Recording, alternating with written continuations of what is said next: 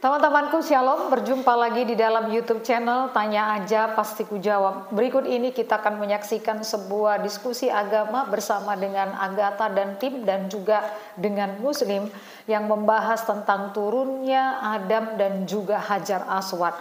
Seperti apa sebenarnya sejarah ataupun kisahnya? Saksikan video ini dari awal sampai akhir dan semoga memberikan pencerahan ya.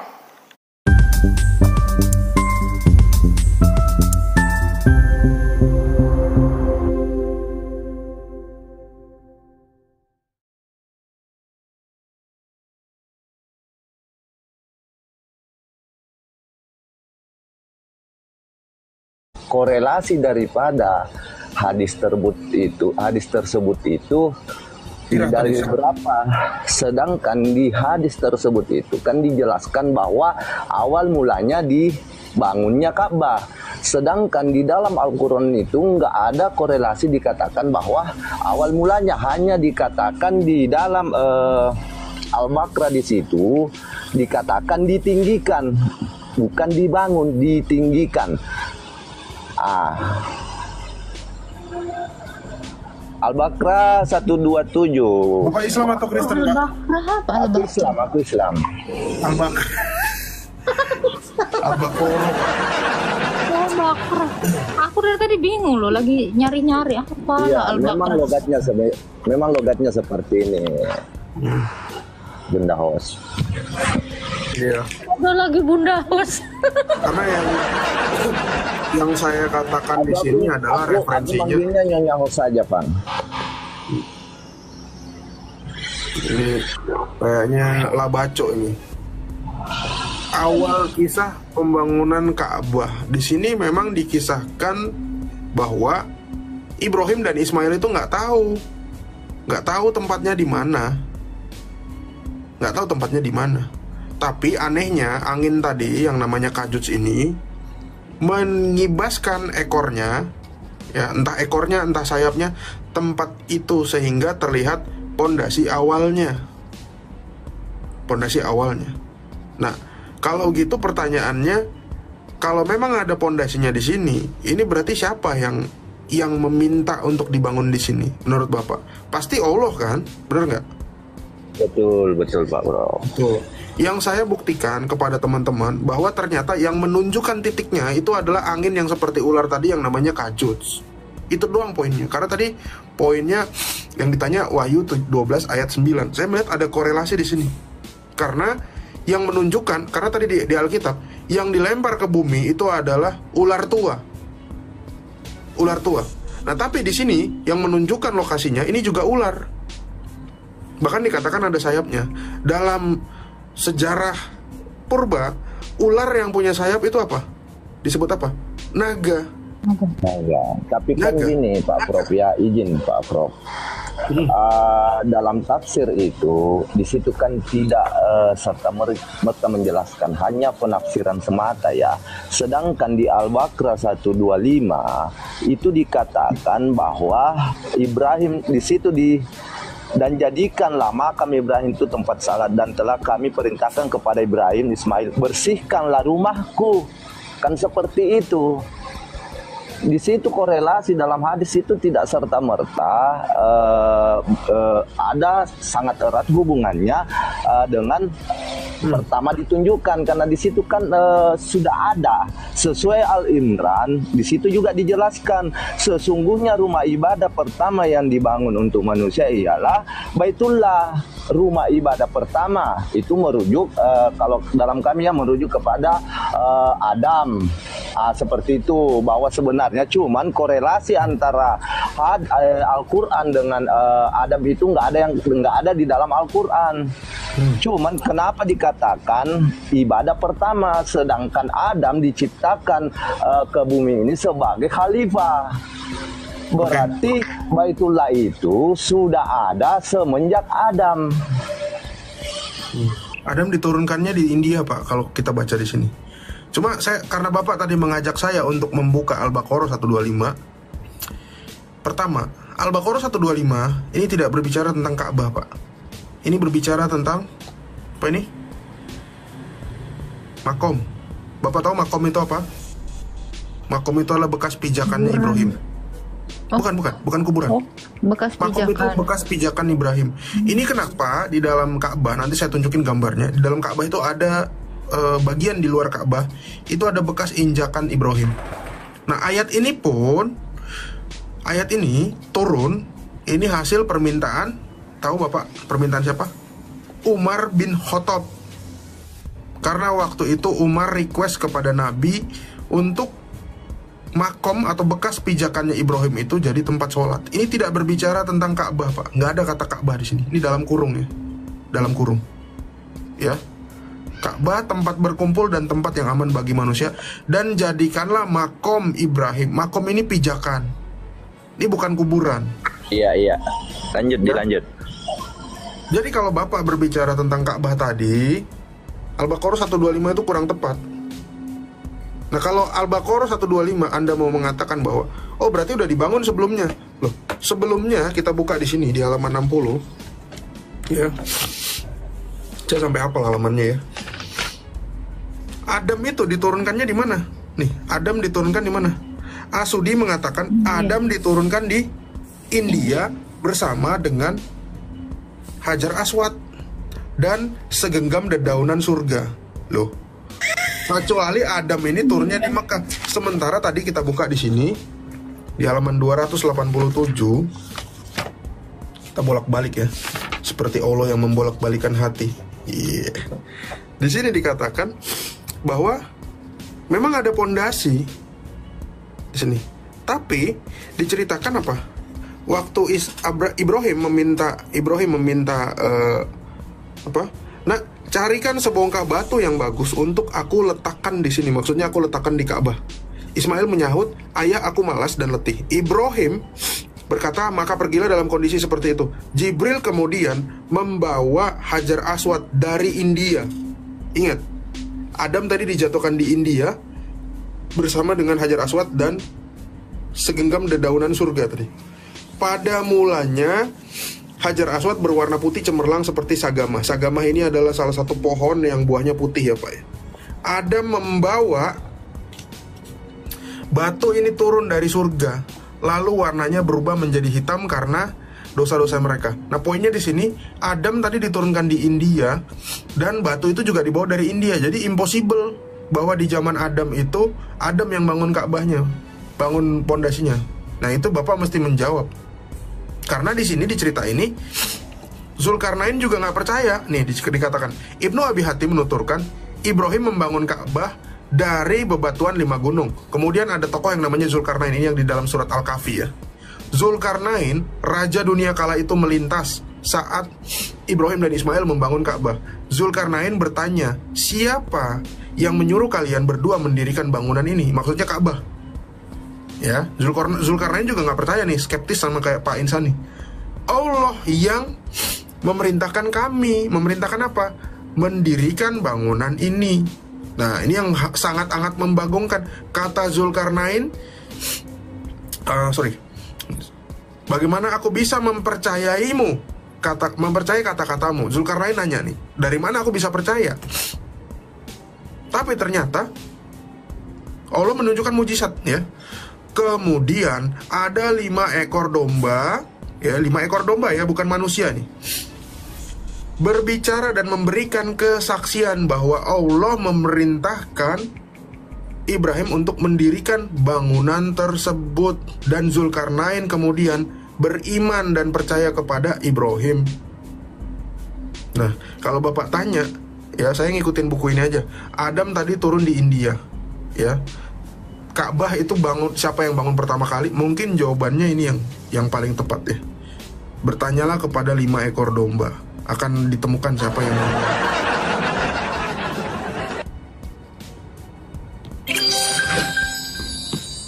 Itu kira-kira waktu kita nanya domba jawabnya gimana ya, Bro? Kepikiran aku. Gimana? Jadi gini Pak Prof ya. Pak Prof tadi kan sangat jelas mengutip Ibnu Katsir. Di situ boleh nggak Pak Prof tunjukkan korelasi bahwa dibangunnya Ka'bah itu oleh Ibrahim? karena jangan kita mengambil satu korelasi hadis. Saya hargai keimanan Bapak ya, tapi untuk menunjukkan hal-hal konyol seperti ini bukan tugas saya. Inilah tugas kalian sebagai Islam. Saya nggak mau sok tahu dengan iman kalian yang saksinya 5 ekor kambing tadi. Itu menurut saya sudah absurd. Saya nggak terlalu monoton ke hadis ya. Karena saya itu aja udah absurd, Pak. Ya. Saya berpedoman pada Al-Quran. Jadi kalau kita baca perawinya itu kan biasanya kan dari Ibnu Abbas, dari Abu Hurairah menceritakan. Nah kalau ini perawinya dari 5 ekor domba, terus dari Zulkarnain, terus ke bawah sampai Ibnu Katsir. Nah kalau Bapak tanya saya nggak sudi, Pak. Tafsiran hadis ya. Karena kita itu tidak karena banyaknya tafsir-tafsir yang saling tidak sinkron ya, makanya kita itu tidak terlalu ini. Adapun kalau kita mau mengimani tafsir atau hadis itu harus ada korelasi yang jelas ke Al-Quran. Jadi seperti itu kami Pak Prof.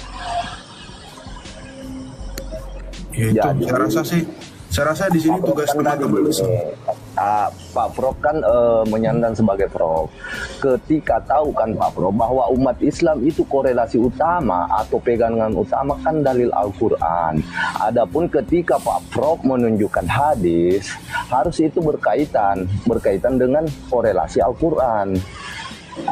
Ini kan sandangan Pak Prof ya. Saya rasa Pak Prof itu bukan orang biasa ya, orang yang cerdas. Tapi dalam konteks satu ini Pak Prof mestinya cerdas juga, bahwa Islam itu paling utama adalah Al-Quran. Adapun hadis-hadis kalau tidak berkaitan dengan Al-Quran itu kita tidak terlalu peduli, gitu Pak Prof. Iya Pak, itu tugas kalian ya, bukan tugas saya. Saya hanya mengingatkan.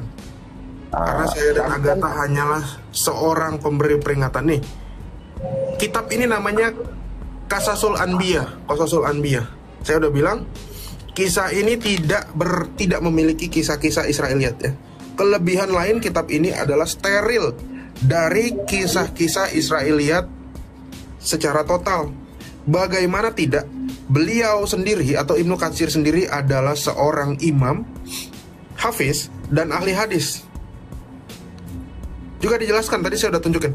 Dalam penulisan kitab ini, Ibnu Katsir menggunakan metode yang valid dan terpercaya karena berpedoman pada penjelasan-penjelasan yang tertera dalam Al-Quran, di samping penulis tidak berpedoman pada hadis-hadis maudhu atau palsu. Inilah kitab itu yang namanya Qasasul Anbiya, diterjemahkan ke dalam bahasa Indonesia. Kalau ada masalah di sini, ya itu urusan kalian Pak. Saya hanya membacakan. Ya, saya rasakan kalian kalau mau membantah, tentu ini kitab kalian sendiri, kalian yang lebih fasih. Seperti kalian bilang kan, kalau mau bahas Al-Quran itu tanya dengan ulama, dengan ustadz. Ya, kalau mau bahas Al-Quran itu harus orang Islam yang menjelaskan. Loh, sekarang di sini Islam banyak. Kalian harus menjelaskan ini tentang ini. Tentang ini kalian harus jelasin. Pak Prof mungkin paham ya terkait hadis sahih dan hadis dhaif. Tahu. Tadi kan udah kita baca. Hadis ini tidak menggunakan hadis maudhu atau palsu. Oke. Jadi sedikit ya saya sampaikan bahwa kami umat Islam, hadis apapun itu kita tidak monoton, mau hadis dhaif, mau hadis sahih. Yang penting korelasi jelas ke Al-Quran, karena pedoman utama umat Islam itu adalah Al-Quran. Jadi ketika memang Pak Prof menemukan bahwa di mana atau siapa yang menunjukkan atau hajut yang sebagaimana dikutip di Alkitab, Pak Prof menjelaskan bahwa hajut itu adalah iblis, lalu dialah yang menunjukkan Ibrahim. Dan tolong ditunjukkan di dalam Al-Quran saja bahwa di mana di situ dikatakan bahwa angin itu yang menunjukkan tempat rumah Allah itu, yaitu Ka'bah. Ada nggak Pak Prof temukan di dalam Al-Quran? Ada, Maryam 83 Pak. Bapak silakan buka Maryam 83. Iya, saya kutip tadi di itu ya, saya sampaikan bahwa memang di Maryam di situ, tapi tidak dijelaskan di Maryam di situ bahwa letaknya di sini atau Ka'bah itu dibangun di situ. Ada nggak di situ? Jadi di Al-Quranmu memang nggak lengkap, karena di situ juga bukannya Mekah ya, tapi Baka tulisannya. Baka, betul. Dan kalian pun disuruh sujud itu. Ibrahim Ya. itu Baka disuruh sama nggak sama Mekah? Saya tanya. Betul. Gini sedikit ya Pak Prof ya.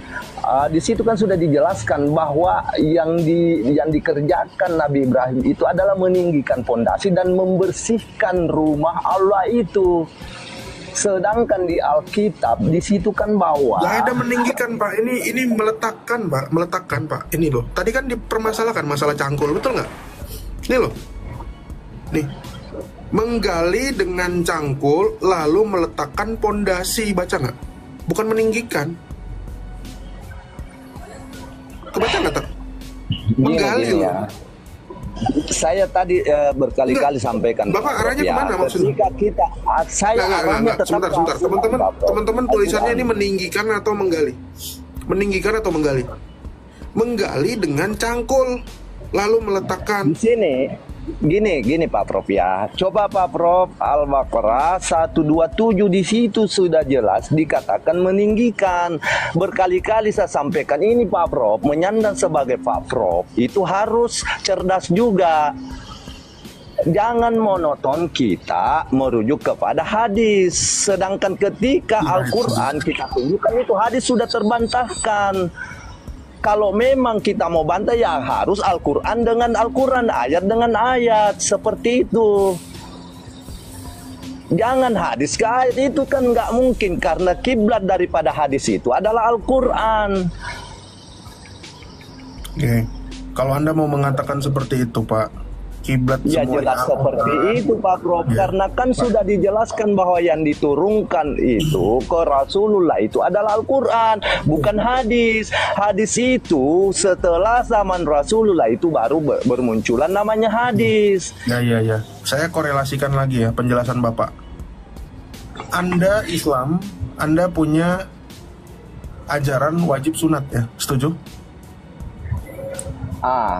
Ini korelasinya dengan Ibrahim. Ini korelasinya dengan Ibrahim. Saya tetap mengkorelasikan dengan Ibrahim, bukannya enggak. Oke. Ada nggak perintah sunat di dalam Al-Quran, Pak?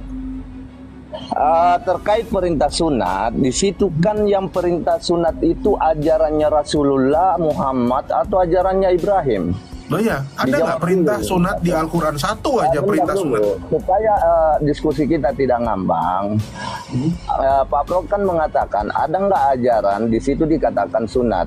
Jadi saya mau bertanya dulu, saya sudah sampaikan bahwa ajaran sunat itu adalah ajaran dari Ibrahim. Itu jelas ya. Dari mana? Ibrahim. Ya, Ibrahim. Dari mana? Ibrahim. Iya, dari mana kamu tahu? Ayat berapa? Pertanyaan saya seperti ini ya. Di dalam Al-Quran sudah dijelaskan bahwa ikutilah ajaran Ibrahim. Nah, oke. Ikutilah ajaran Ibrahim. Oke. Di mana kata-kata sunatnya? Ajaran seperti apa? Dari mana? Saya nggak buka ini ya. Loh, sebentar, jangan lari. Ikutilah ajaran Ibrahim. Oke, saya terima. Kami semua terima. Orang Kristen terima. Ikutilah ajaran Ibrahim. Di mana di dalam Al-Quran bahwa Ibrahim itu disuruh sunat? Ayo loh. Gini. Loh. Menurut kamu tadi bilang tidak berpedoman. Jangan dipotong dulu. Ini kan Prof, masa saya ngomong dipotong? Anda itu profesor loh, menyandang profesor.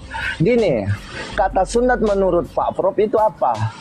Apakah dipotong atau dihilangkan sebagian kulit? Coba Udah, dulu jawab. Di mana di ajaran di Al-Quranmu? Bentar dulu, dijawab dulu. Menurut pemahaman Pak Prof itu sunat itu seperti apa? Apakah dihilangkan sebagian kulit atau dipotong alat kelamin? Dijawab dulu ini. Dipotong kulupnya. Menurut saya. Oke, berarti menghilangkan sebagian kulit ya. Oke, di mana dalilnya? Di dalam Al-Quran. Menghilangkan kulit. Oke, silakan dilanjut dulu yang lain sambil saya carikan ya. Nggak apa-apa, ini Bapak aja saya tunggu. Nggak apa-apa, lagi seru ini. Carikan di dalam Al-Quran ya. Jangan pakai sirah, jangan pakai hadis. Silakan. Anda menentang sirah Anda sendiri. Sekarang carikan dari Al-Quran. Kita tunggu ya teman-teman ya. Pak Prof coba buka dalam Alkitab ya, kisah mengenai kitab Abraham. Jangan pakai kitab saya, jangan. Gini, Abraham. Prof yang Jangan baik. pakai kitab saya loh, kamu. Hadismu nggak mau kamu pakai, siramu kamu buang, kamu lepeh. Gini Pak Prof, didengarkan dulu. Ini Pak Prof ini kita harus cerdas dong berpikir. Abraham itu siapa menurut Pak Prof? Beda. Ya. Beda. Abraham itu menurut siapa, Pak Prof? Ya beda. Kamu jangan sama-samain. Nih lihat ya. Tadi saya bilang. Enggak, coba dibuka. Pak Prof pasti tahu. Jangan mengingkari diri Pak Prof ya. Tadi saya bilang makom Ibrahim itu adalah pijakan kaki. Inilah ya. Ini. Enggak, jangan ke makam dulu Pak Prof. Jangan ke makam dulu. Jelaskan dulu Abraham itu. Sebentar. Enggak, jangan ke situ dulu Pak Prof. Jangan ke situ dulu. Kita jelaskan dulu Abraham itu siapa. Kamu saya Gini dulu Pak ya. Prof. Lihat ya, kamu nggak percaya hadis dan sirahmu sendiri, tapi kamu malah ngutip Alkitab orang lain. Lihat ini, Ibrahim yang ada di tempatmu itu, ini nggak ada jarinya, lihat ini, kakinya kayak gajah. Ya? Nggak adil. Abraham yang kami imani. Tadi kan saya sudah jawab. Gini Pak Prof.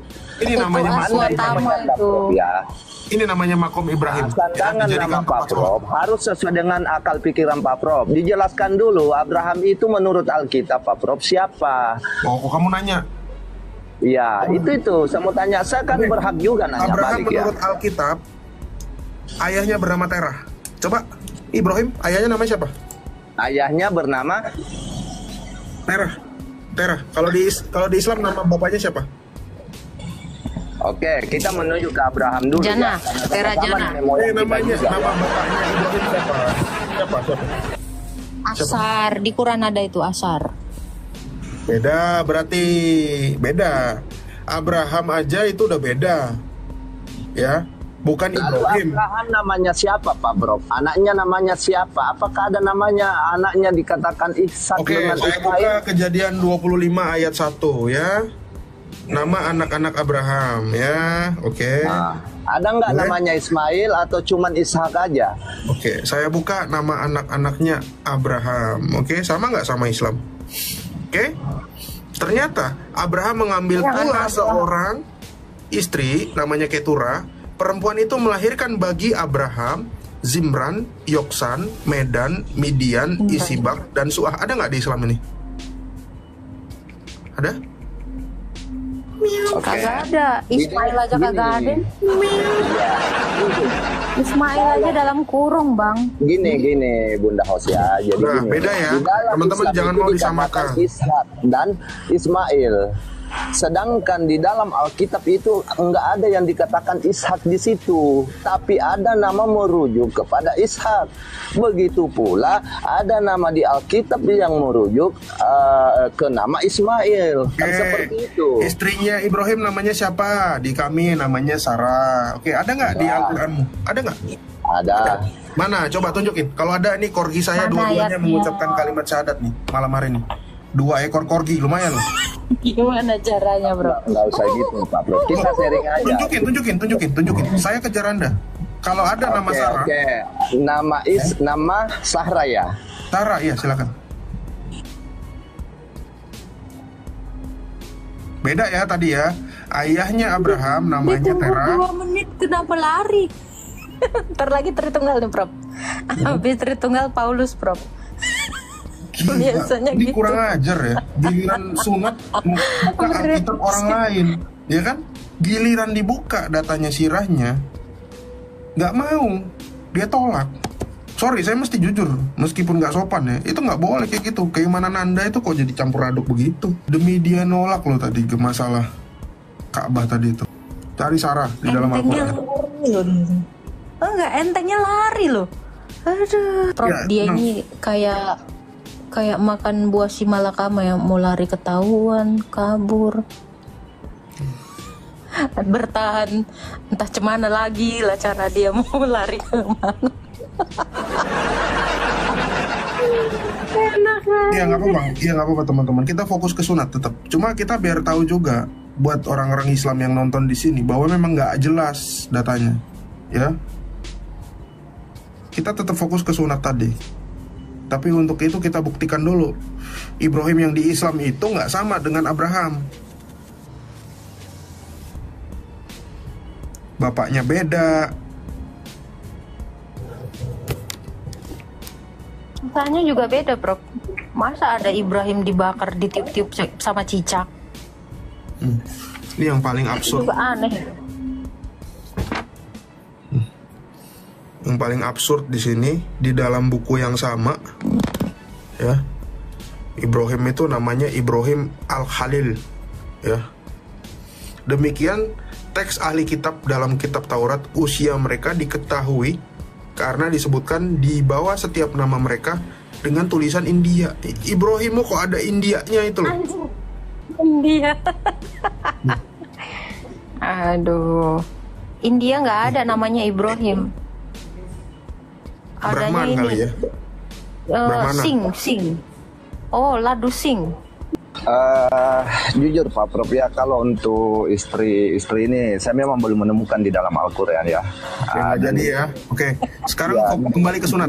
Kembali ke sunat, Pak. Ini kan pertanyaan Pak Prof tadi ya, bahwa kalau ada tolong dicarikan. Tapi ya mudah-mudahan saya coba cari-cari. Tapi saya belum memang ketemu. Bapak kita hargain. Ya. Kembali ke sunat, Pak. Di mana dalilnya perintah sunat? Bapak kan sunat nih, Islam sunat. Ya, semua Islam sunat. Di mana perintahnya di Al-Quran, tanpa harus mengais-ngais kitab suci orang lain, tanpa harus pakai hadis maupun sirah yang tadi saya buka. Silakan, kita tunggu lagi. Jadi begini ya, kalau dalil tentang sunat itu, kita merujuknya kepada ajaran Nabi Ibrahim. Itu cuman sebenarnya saya belum menemukan ya. Dua kali Anda nggak menemukan maksudnya? Enggak, bukan. Kalau di dalil memang nggak ada yang terlalu dijelaskan ya, dijelaskan secara signifikan.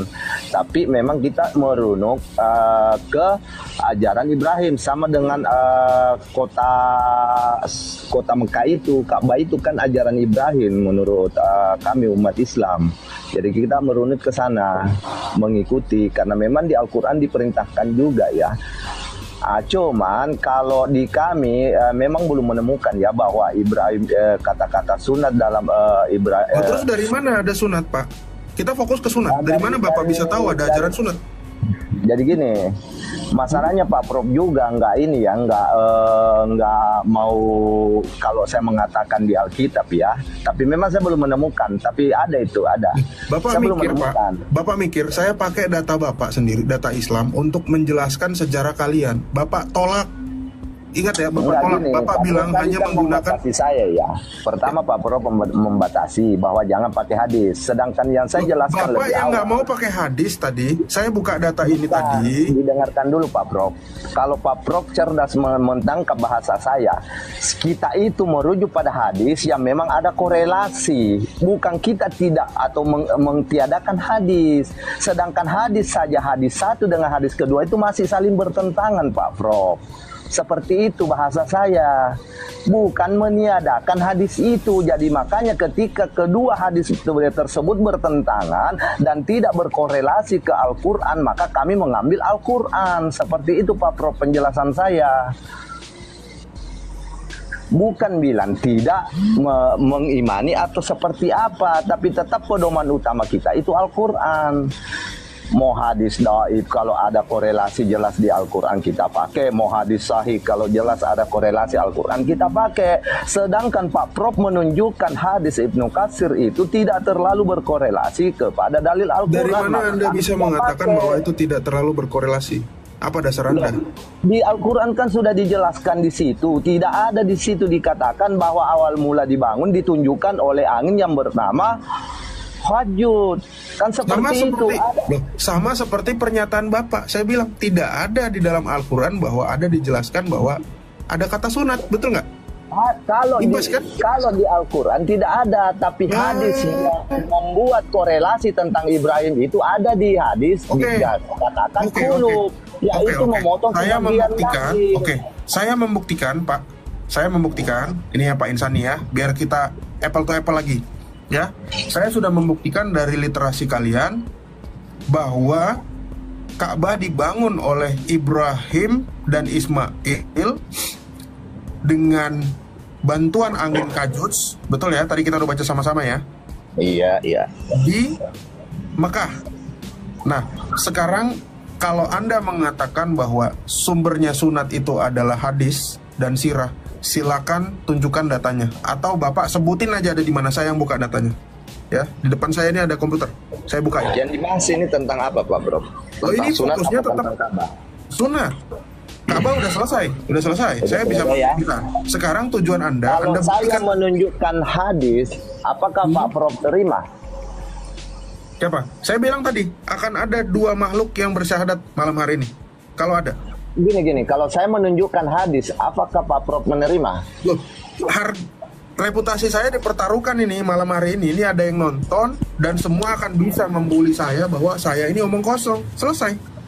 Bukan terkait itu. Saya nggak terlalu ke situ, Pak Prof, bahwa mau syahadat mau apa itu kan hak Pak Prof aja ya. Yang saya pertanyakan, ketika saya carikan hadisnya dan di situ menjelaskan sunat, apakah Pak Prof Perintah terima? sunat. Ya. Saya nggak terima. Saya nggak akan mau dengan Islam karena saya tertutup. Cuma Anda bisa menarik orang-orang yang enggak gini. Saya kan sudah menjelaskan masalah syahadat atau masalah yang disampaikan. Nah, saya jadi ngerasa ini, saya ngerasa dalilnya kayaknya nggak ada gitu. Nggak usah. Artinya Anda kan Pak Profesor. Nggak usah memuji-muji. Saya ngerasa jadi dalilnya kayaknya nggak ada nih Pak Insan. Kayaknya dalilnya nggak ada. Saya curiga dalilnya nggak ada. Hadisnya, kalau saya tunjukkan hadisnya, apakah Pak Prof terima? Saya tidak merujuk kepada dalil karena dalil memang tidak ada dikatakan spesifik mengenai Nggak ada sunnah. ya, berarti Al-Quran ya menjelaskan ya. Di Al-Quran tidak ada, tapi tapi hadis itu berkorelasi dengan ajaran Nabi Ibrahim. Kan seperti itu. Oke, tunjukin dalilnya, saya bukain. Dalil apa hadis? Tunjukin dalilnya. Dibedakan dulu Pak Prof. Dalil apa hadis? Dalil itu adalah sumber. Sumber dari mana? Mau dari hadis kek, dari Al-Quran kek. Oke. Saya carikan dulu Pak Prof ya. Jangan kamu ngais-ngais dari kitab kami. Bukan gini, bukan bilang ngais gitu loh Pak Prof ini apa ya? Saya sih berpikirnya kok mengklaim ya bahwa kita itu sesama manusia itu bukan serta-merta mengklaim ini. Kami ini Islam Pak Prof menghargai juga teman-teman Muslim, bukan bilang jangan mengais di sini lah Jangan mengais-ngais kitab kami sebagai manusia yang bisa dikata dituakan Pak Prof ya. Itu tidak serta-merta kita berbicara seperti anak-anak. Jangan mengambil hadisku, jangan mengutip kitabku. Itu anak-anak menurut saya, Pak Prof. Kalau kamu ngambil kitab saya, apakah kamu percaya bahwa Yesus itu disalibkan dan bangkit hari ketiga? Gini Pak Prof, kalau kita merujuk kepada Yesus, itu kan berada di Alkitab. Oke. Tapi kita meyakini kalau kamu percaya, oke, Nabi sisihkan baru ya. Maryam. Kalau kamu percaya tentang Ibrahim, apakah kamu percaya yang dikurbankan adalah Ishak? Alkitab letterlock menulis Ishak yang dikurbankan. Apakah kamu percaya? Kalau di Al-Quran di kami itu Ismail. Ada dalilnya? Ada dalilnya Di Quran bahwa juga nggak Ismail. ada. Di Quran juga nggak ada itu Ismail. Jangan ngarang Anda. Iya, terkadang banyak merujuk kepada ini ya, merujuk Nggak kepada ada. Ya udah fokus kembali ke sunat. Emang nggak ada. Kembali ke sunat ya. Carikan saya hadis perintah untuk sunat kepada Nabi Ibrahim.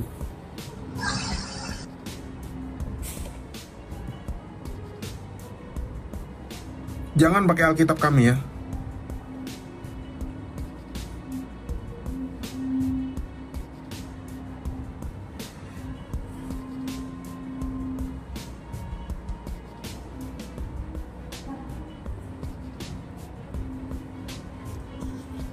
Jangan ngarep turun ya, dia udah malu tapi tetap bertahan.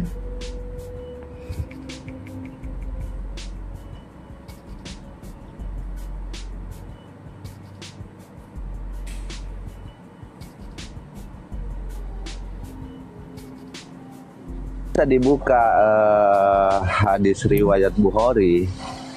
Bukhari berapa Pak? Oke. Bentar ya, saya coba carikannya.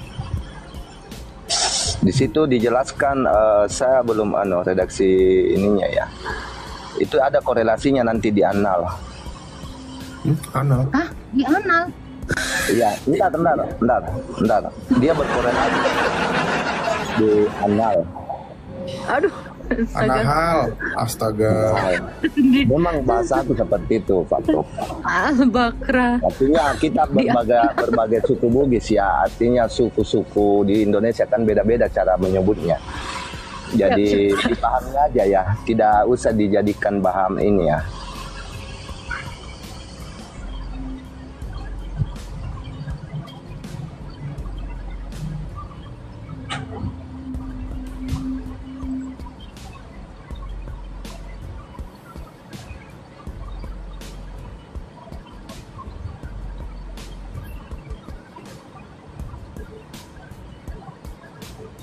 Iya, dia nggak percaya hadis tadi awalnya.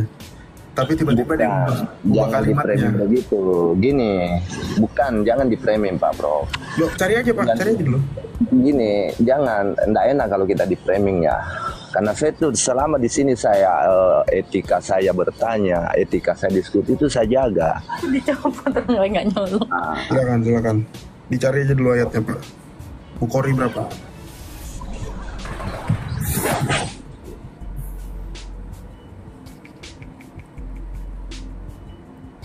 Tolong yang di bawah ya, santai. Bukan di anal yang lain-lain ya.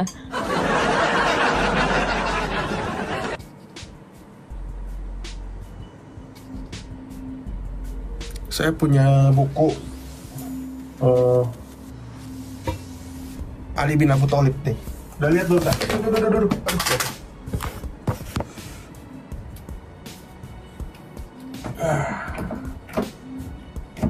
Ali bin Abu Thalib. Tolong teman-teman tetap di tap-tap ya, jangan lengah ya, walau sedikit pun ya. Saya punya buku ini tak? Belum kita buka ya. Beli Kan? baru lagi, Prof. Beli baru lagi. Yang tempo hari. Nih. Kemarin kan Muhammad. Itu belum Ya. semua kebuka kan? Belum. Oke. Wih. Ali bin Abu Thalib ini termasuk orang yang pertama kali masuk Islam. Selain Khadijah, terus siapa satu lagi? Zaid bin Haritsah dan Ali bin Abu Thalib ini adalah sepupunya Muhammad, anaknya Abi Thalib. Muhammad kan pernah kerja sama Abu Thalib ya, bapaknya Ali. Dan Muhammad pernah berpacaran dengan saudara perempuannya ini, yang namanya Fakitah binti Abu Thalib, yang disebut sebagai Ummu Hani. Betul ya? Umu kan? Si Umu. Ya, Ali ini punya Janda anak ya? nanti. Iya, janda. Ali ini punya anak namanya Hasan dan Husain. Ini meninggal diracun. Ya, yang racun nama istrinya adalah Jadah binti siapa ya?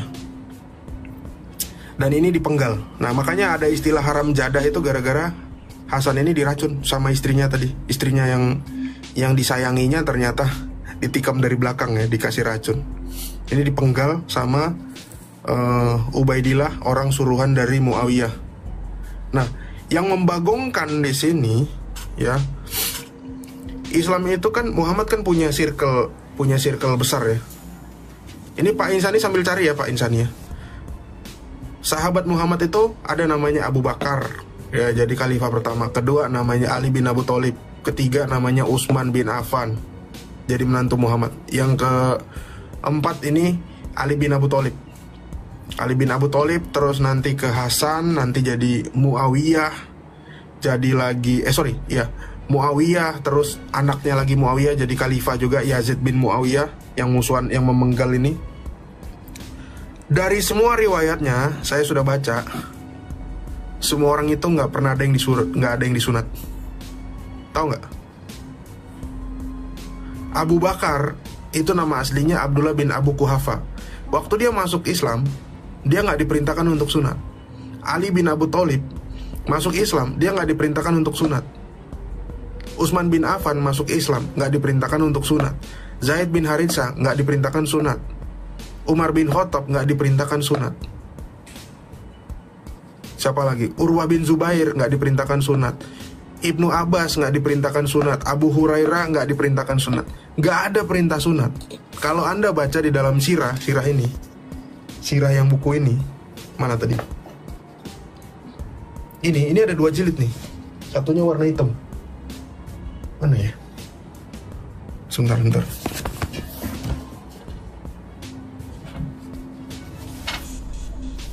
Ini ada 2 ya. Ada 2 buku ini.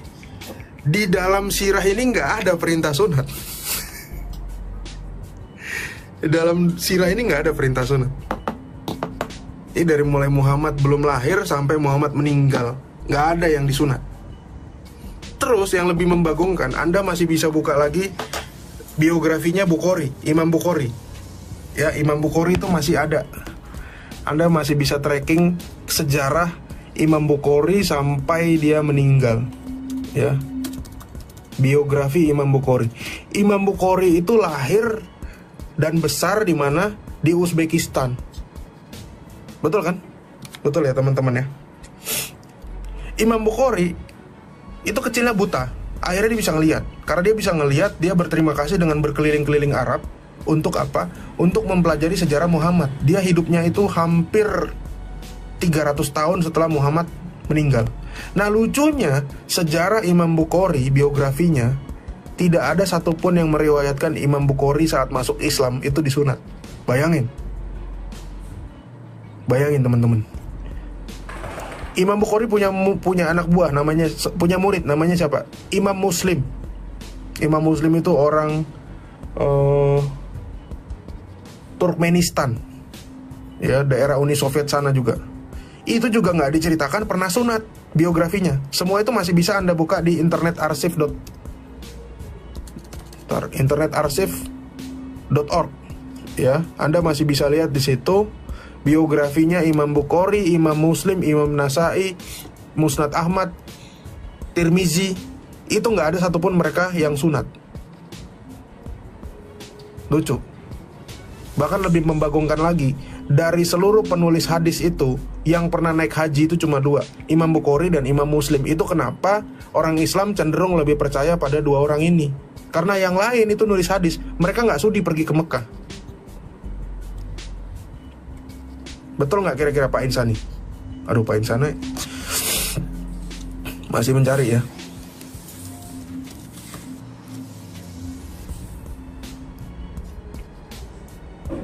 Makanya kalau ditanya sunat itu dalilnya mana, pasti bingung, emang nggak ada dalilnya. Udah, ini kita cuma buang-buang waktu di sini. Untuk saat ini saya belum menemukan ya, tapi saya yakin ada itu, ada. Artinya kalaupun memang tidak ada, berarti apa yang dilakukan para terdahulu kami itu keliru. Kita harus menerima seperti itu, karena kami masa-masa Islam itu atau kita umat Islam itu disunat itu ya begitu di umur-umur masih SD. Jadi pemahaman tentang berarti nggak ada dalilnya toh Pak? Betul kan? Dasarnya nggak ada, dasarnya nggak ada. Saya nggak mengatakan nggak ada ya, tapi saya belum menemukan, itu aja. Tapi nantilah saya coba carikan ya. Ya udah, jadi jangan ngomong-ngomong ke orang Kristen, oh sunat. Kalian sendiri nggak ada dalilnya. Malu-maluin apa? Gini Pak Prof. Yang membuka kata sunat tadi kan Pak Prof. Karena kita berbicara tentang Ibrahim Pak. Iya, saya kan baru juga membahas tentang sunat itu ya. Sedangkan kami di sunat masih bisa dikata masih SD Pak Prof. Jadi kami belum paham. Nanti kami itu belajar mengenai ini ya masa-masa SMA atau ini. Cuman orang-orang tua terdahulu kami kan mengatakan itu ajaran Ibrahim. Ya seperti itu dah kami memahaminya. Itu waktu masih kami anak-anak Pak Prof. Begitu pula dengan ibadah suci tersebut. Karena semenjak kami dulu itu sering menanyakan Mekah itu apa, dari mana, seperti itu Pak Prof. Tapi terkait mengenai masalah hadis sunat ini, ya itu PR kami ya untuk mencari bahwa rujukan nenek moyang kita terdahulu ini atau orang tua kami terdahulu ini dari mana. Karena secara satu spesifik aja dia menyampaikan seperti itu Pak Prof. Berarti nenek moyang, sorry ya Pak ya, bisa jadi nenek moyangnya Pak Insani juga kena prank. Sama siapa? Sama ulama-ulama Islam. Bisa Betul ya? jadi seperti itu, betul, betul, bisa jadi seperti itu. Dan kalaupun kami tidak menemukan, ya berarti kami harus mengakui ya bahwa nenek moyang kami ya ngikut-ngikutan seperti itu. Tuh. Ya itulah Pak, carilah kebenaran, Betul kebenaran sekali. yang Terima kasih hakiki. Pak Prof sudah diangkat tentang mengenai kitab ya, supaya teman-teman Islam juga perlu mempelajari lagi ya.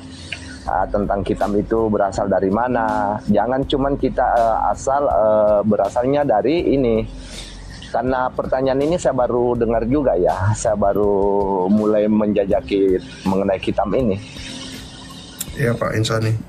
Iya, makasih banyak Pak Prof, makasih banyak Sama-sama Pak Insani. Bu Agatha atas diskusinya. Mau Pak. Iya. Puji Tuhan, kita sudah menyaksikan diskusi agama yang sangat luar biasa, dan melalui diskusi ini kita boleh diberikan pemahaman, pengertian tentang Adam maupun batu Hajar Aswad menurut kepercayaan saudara-saudara kita yang lain. Namun satu hal yang ingin saya sampaikan teman-temanku, kitab suci seharusnya tidak ada yang berseberangan dan berkontradiksi. Karena sesungguhnya kitab suci itu adalah kitab yang tertulis oleh karena kehendak Allah, karena kehendak Tuhan sendiri. Sehingga segala sesuatu yang tertulis di dalamnya haruslah menjadi satu kesatuan yang saling mendukung satu dengan yang lain. Sehingga setiap orang yang membaca, setiap orang yang mempelajarinya akhirnya semakin bisa mengenal Allah yang benar melalui pengajaran-pengajaran kitab suci yang dapat dipertanggungjawabkan. Karena itu teman-temanku, jangan pernah meragukan kitab suci, tetapi percayailah apa yang tertulis di dalamnya, maka apa yang tertulis di dalamnya akan digenapi dan menjadi berkat bagi hidupmu di dunia ini maupun di masa yang akan datang. Tuhan Yesus memberkati.